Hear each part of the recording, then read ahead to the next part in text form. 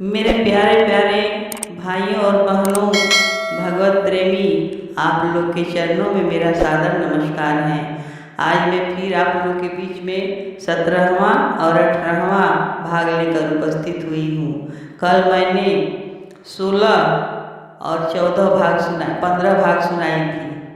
आज मैं आप लोग के बीच में फिर सुना रही हूँ। इस कथा को आप लोग शांत चित्त होकर भगवान में आस्था लगाकर और इस कथा को पूरा पूरा सुनिएगा। आप लोग के घर की दरिद्रता खत्म हो जाएगी और सब परिवार सुखी संपन्न रहेगा और अंत में वैकुंठ की प्राप्ति होगी। आइए हम लोग अपनी वाणी को थोड़ा पवित्र करें।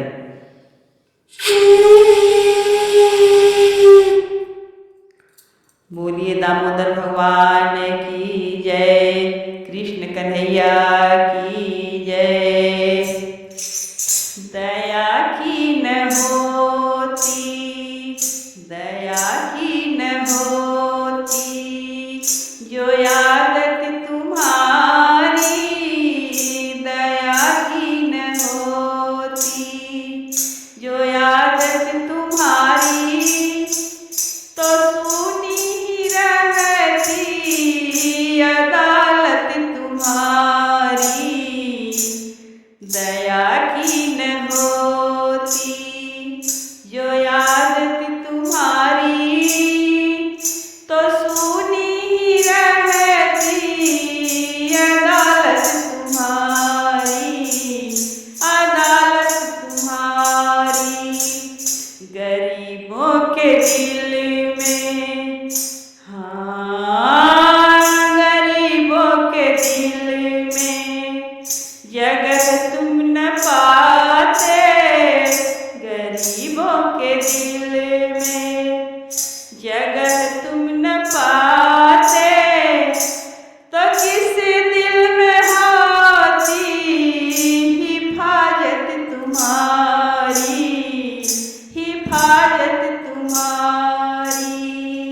दया की न होती जो आदत तुम्हारी, तो सुनी रहती अदालत तुम्हारी, अदालत तुम्हारी। बोलो दामोदर भगवान की जय, कृष्ण कन्हैया की जय। कल हमने सुनाया था कि नंदी आदि वीर गणों, जिनमें गणेश और स्वामी कार्तिकेय भी थे, अपने गणों को रोककर दैत्यों से भीषण युद्ध किया। उस समय शिव जी के गण प्रबल थे। 17वां अध्याय। उस समय शिव जी के गण प्रबल थे। उन्होंने जलंधर, शुंभ, निशुंभ, महासुर, कालनेमी आदि को पराजित कर दिया। यह देख के सागर पुत्र जलंधर एक रथ पर, जिस पर लंबी पताका लगी हुई थी, चढ़कर युद्ध भूमि में संग्राम करने लगा। इधर जय और शील नामक शंकर के गण भी संग्राम में तत्पर होकर गर्जने लगे।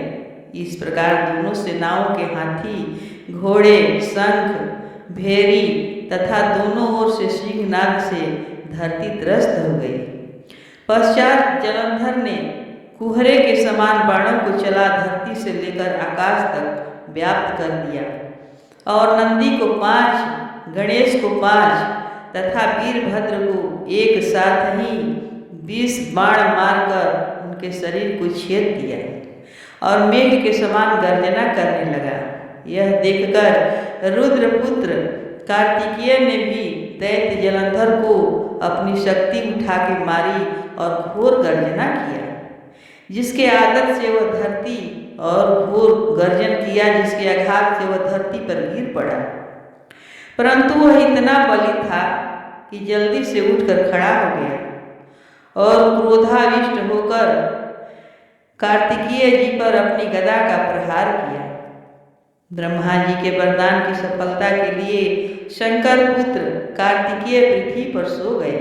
गणेश जी और नंदी भी गदा प्रहार से व्याकुल होकर धरती पर गिर पड़े। वीरभद्र पर परिघ का प्रहार किया, जिससे वीरभद्र का सिर फट गया और रक्त बहने लगा। वह व्याकुल होकर धराशायी हो गया। उनके धरती पर गिरा देखकर शंकर जी के गण चिल्लाते हुए युद्ध भूमि छोड़कर वेग से भाग निकले। 8वां अध्याय। बोलिए दामोदर भगवान की जय, कृष्ण कन्हैया की जय। 18वां अध्याय। अब रौद्र रूप महाप्रभु शंकर अपने वीर गणों के साथ नंदी पर चढ़कर हंसते हुए युद्ध भूमि में आए। उनको आया देखकर उनके पराजित गण फिर लौट आए और सिंह नाद करते हुए आयुधों से दैत्यों पर प्रहार करने लगे। भीषण रूपधारी रुद्र को देख कर दैत्य भागने लगे। तब युद्ध में अपने दैत्यों को पराजित होते देखकर जलंधर हजारों बाण छोड़ता हुआ भगवान शंकर जी की ओर दौड़ा। उसके शुंभ निशुंभ आदि वीर भी क्रोध से अपने होठों को काटते हुए शंकर जी की ओर दौड़े। इतने में शंकर जी ने जलंधर के सब बाण जालों को काट अपने गणों को निर्भय कर अपने अन्य बाणों की आंधी से दैत्यों को पीड़ित कर दिया।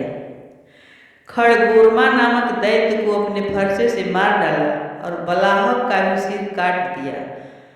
थसमरई भी मारा गया और शिवगणचिसी ने प्रचंड नामक दैत्य का सिर काट डाला।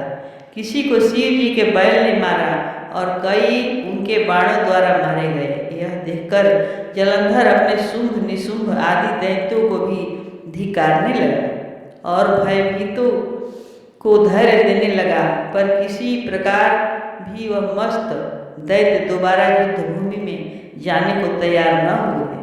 दैत्य सेना ने पलायन शुरू कर दिया। तब महाक्रुद्ध जलंधर शिव जी को अपनी ओर ललकारने लगा। साथ ही उसने 70 बाण मार शिव जी को दग्ध कर दिया तथा और भी बहुत से बाणों का प्रहार किया।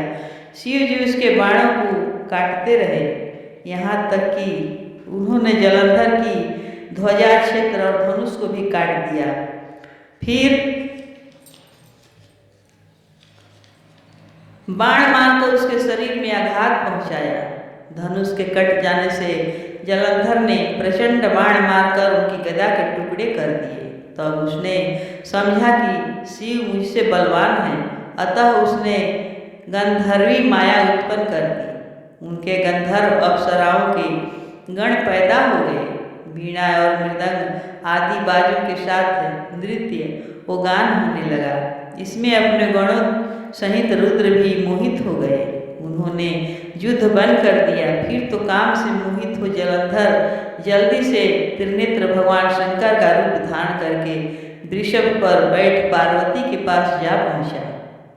उधर जब पार्वती ने अपने पति को आते देखा तो अपनी सखियों का साथ छोड़ दिया और आगे आई। पार्वती को देखकर कामातुर जलंधर का वीर्य पतन हो गया और उसके पवन से वह जड़ भी हो गया। गौरी ने उसे दानव समझा। वह अंतर ध्यान होकर उत्तर की ओर मानस पर चली गई। वहां पार्वती को देखकर जलंधर फिर शिव जी की ओर लौटा। उधर पार्वती जी ने भगवान विष्णु को बुलाकर दैत्य का वह कृत्य कहा और यह प्रश्न किया कि क्या आप इससे अवगत हैं? भगवान विष्णु ने हाथ जोड़कर उत्तर दिया, आपकी कृपा से मुझे सब कुछ ज्ञात है। हे माँ, जो आज्ञा हो पालन करूं। जगत माता ने विष्णु जी से कहा, उस दैत्य ने जो मार्ग खोला है उसका अनुसरण उचित है। मैं तुम्हें आज्ञा देती हूँ कि तुम जाकर उसकी स्त्री का पतिव्रत भ्रष्ट करो, वह दैत्य तभी मरेगा। पार्वती जी की आज्ञा पाते ही भगवान विष्णु माँ की आज्ञा शिरोधार्य कर छल करने के लिए जलंधर के नगर की ओर गए। बोलिए विष्णु भगवान की जय, शिव पार्वती मैया की जय, आज के आनंद की जय।